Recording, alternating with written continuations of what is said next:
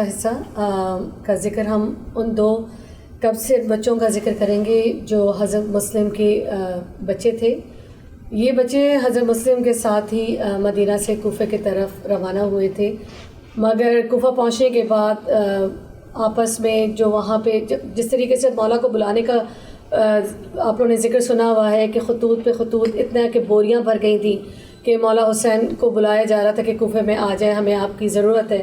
اور حضرت مسلم کو بھیجا گیا تھا. یہ معصوم کمسن بچے بھی ان کے ساتھ ہی موجود تھے، اور وہاں اسی طریقے سے پہنچنے کے بعد یہ بچے حضرت مسلم سے چھڑ گئے تھے، اور ایک تسبیح کے مانند وہ گھر ہے. اگر ہم اس گھر کا ذکر کریں حضرت مسلم کا، تو ان کی زوجہ جو ہے وہ، اگر آپ کو سب جانتے ہیں کہ لاہور میں بی بی پاک دامن کا روضہ جو ہے وہ ان کی زوجہ تھیں، اور ان کے دونوں بچے جو ہیں وہ بھی کوفہ میں ان کے بھی مقبرے ہیں. تو کہنے کا مقصد یہ ہے کہ ایک تسبیح کے دانوں کی طرح یہ پوری تسبیح بکھر گئی تھی. تو آج ہم ذکر کریں گے حضرت مسلم کے کمسن بچوں کا. تو سب سے پہلے میں جبین سے کہتی ہوں کہ جبین آپ کو روشنی ڈالیے حضرت مسلم کے بچوں پر. بس اس بات سے آغاز کرنا چاہوں گی کہ محرم کے چاند کو روشنی دینے کے لیے صدقہ دو چاند مسلم اور رقیہ نے کیا. بے شک بے شک. تو یہ وہ دو چاند ہیں، سمجھیں کہ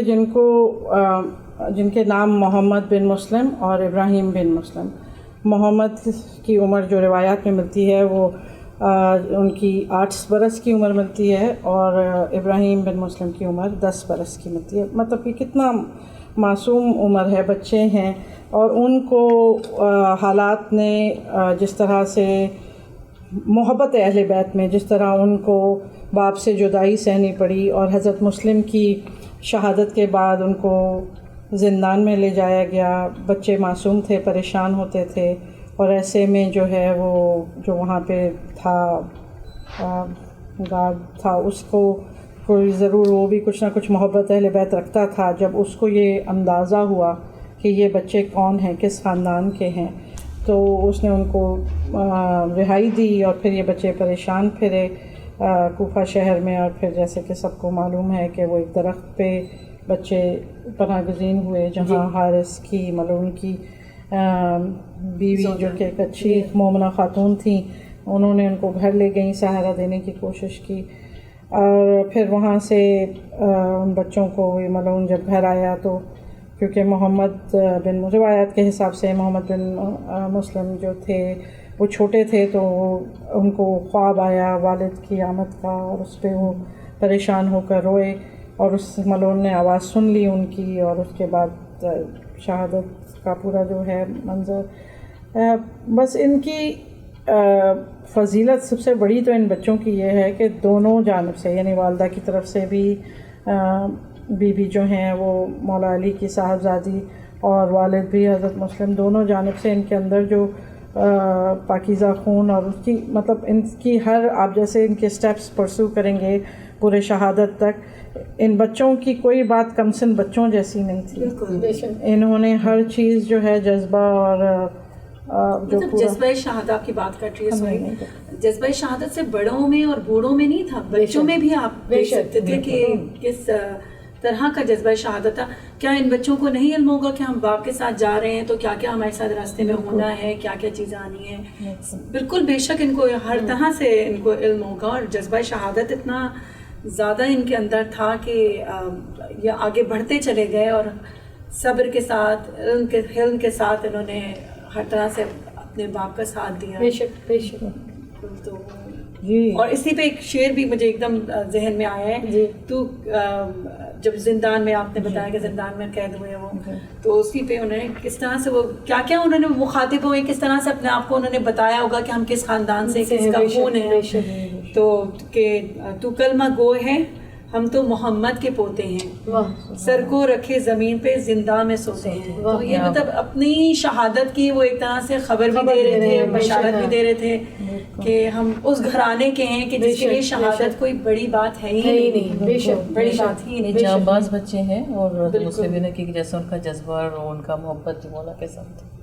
تو بچوں میں بھی وہی چیز ایک طرح کی وہ نظر آ رہی، وہی ان کا بھی جذبہ وہ کم نہیں ہے، نہ مولا کا عشق ان میں نظر آ رہا ہے. اور میرے خیال میں کربلا کا کوئی بھی جیسے کہہ لیں کہ ہم لوگوں کو نہیں نظر آتا کہ کسی میں کسی چیز کی وہ محبت کی کمی ہو یا عشق کی کمی ہو مولا کے ساتھ. تو اس میں دین کی خاطر، حق کی خاطر ان بچوں نے بھی اپنا کردار ادا کیا. اور میرا خیال ہے کہ پورا کربلا جو شروع ہوئی ہے وہاں سے، کوفہ سے اگر آپ شروع کرتے ہیں، جو پہلی شہادت جناب مسلم کے صاحبزادوں کی ہوئی ہے، آپ کو ہر چیز کا درس ملے گا، شہادت سے لے کر علم کا،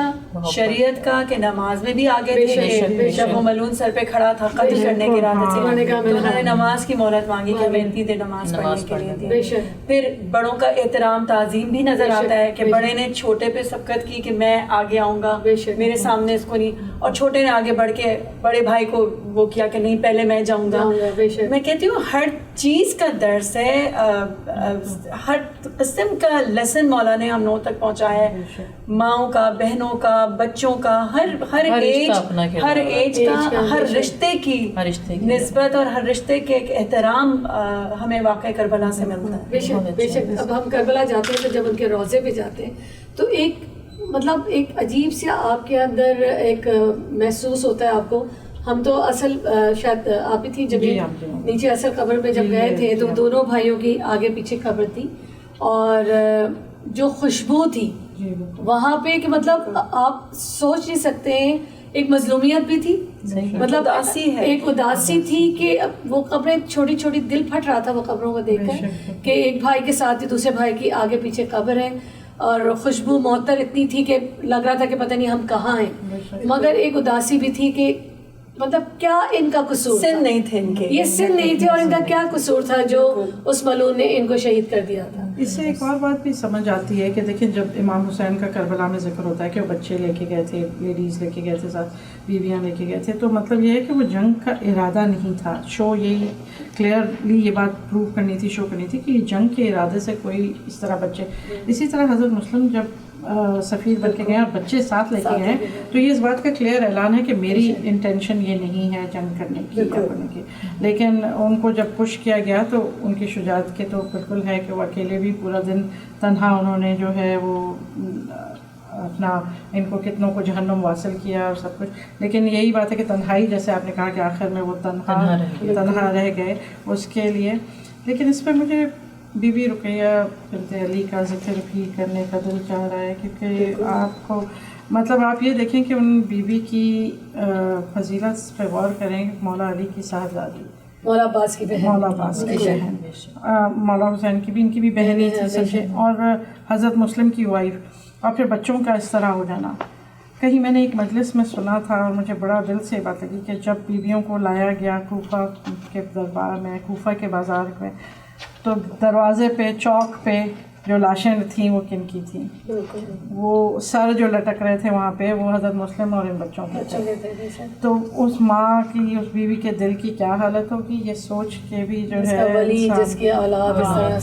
اس طرح مطلب ان کے لیے بڑا پہلے کوفہ میں یہی ان کو دیکھنے کو ملا. تو بی بی رقیہ اس کے بعد بھی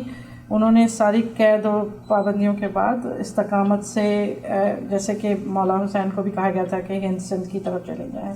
تو وہ ملتا ہی ہے روایتوں میں کہ پہلے مکران کی طرف یہ رہی تھیں جا کے بی بی، اور اس کے بعد لاہور بعد میں جا کے ہوئی آباد. اور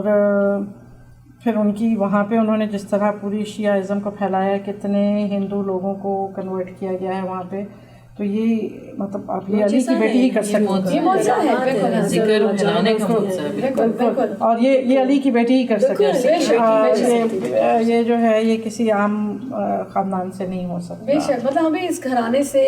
بچے کا، اب اگر آپ یہ تصور کریں وہ دو بچے رات کے اندھیرے میں، اگر عام بچہ کوئی سوچے تو تصور بھی نہیں کر سکتا کہ کس طریقے سے رہے. وہ بچے اندھیرے میں درخت کے اوپر بھی چھپے رہے، بھوکے پیاسے، اور اس کے بعد قربانی کا جذبہ اتنا،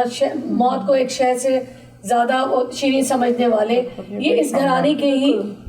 چراغ ہو سکتے ہیں. تو ہمیں ایک ایک چیز سے، اس گھرانے سے ہمیں یہ سبق ملتا ہے کہ صبر کا، اثار کا،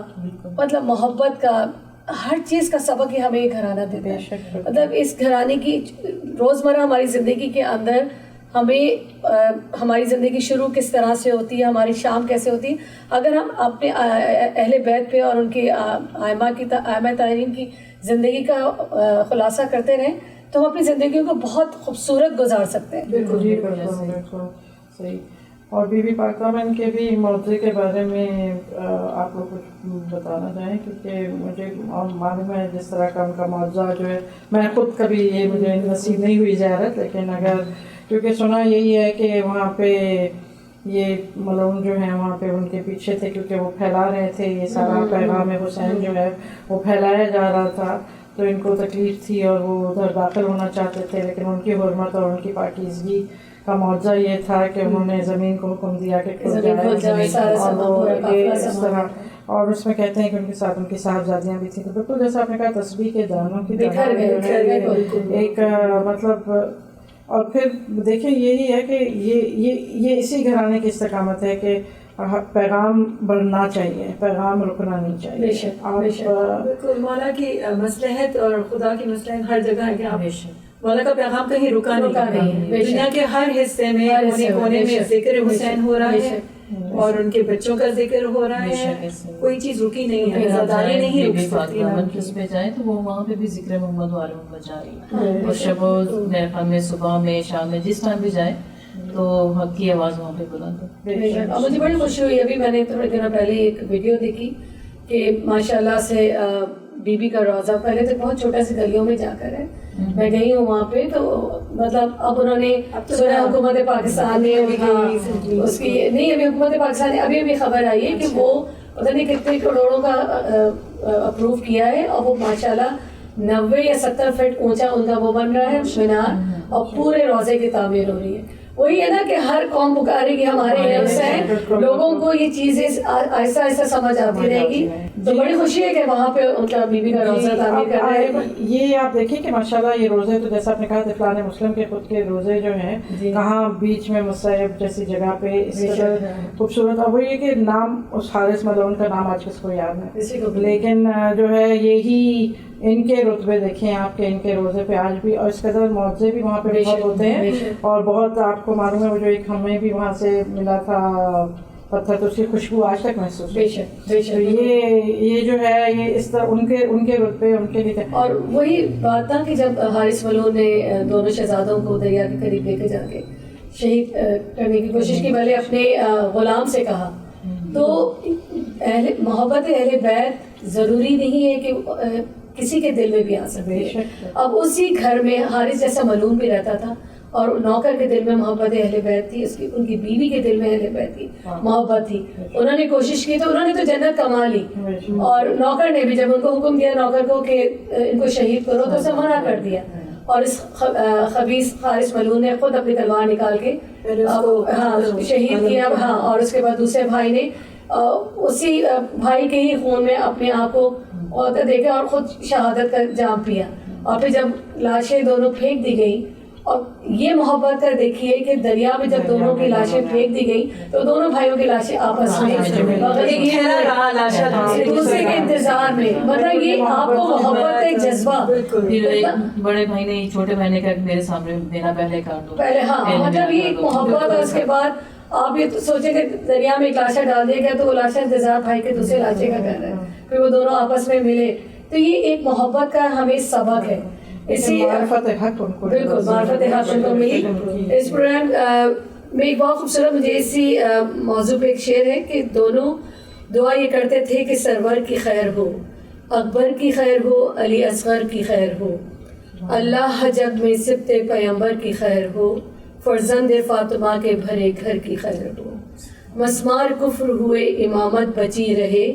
ہر ایک بلا سے شاہ کی عطرت بچی رہے. مطلب اتنی کم سنی میں بھی ان بچوں میں یہ جذبہ تھا کہ ہمیں ہماری بے شک جانیں قربان ہو, حق بچا رہے, ہماری جانیں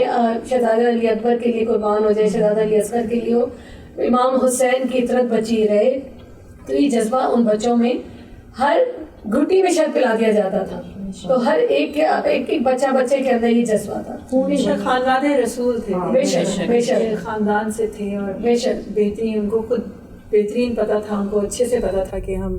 کس طرف جا رہے ہیں، کیا مقصد لے کے جا رہے ہیں، امام کی عزت کے لیے ہم جا رہے ہیں. صحیح کہہ رہے ہیں. بس ہماری دعا ہے کہ ان شہزادوں کے طفیل، ان کے صدقے سے ہمارا جو ہم چھوٹی سی کوشش کر رہے ہیں مولا کی خدمت میں قبول ہو، اور ہمارا ہم پروگرام کا اختتام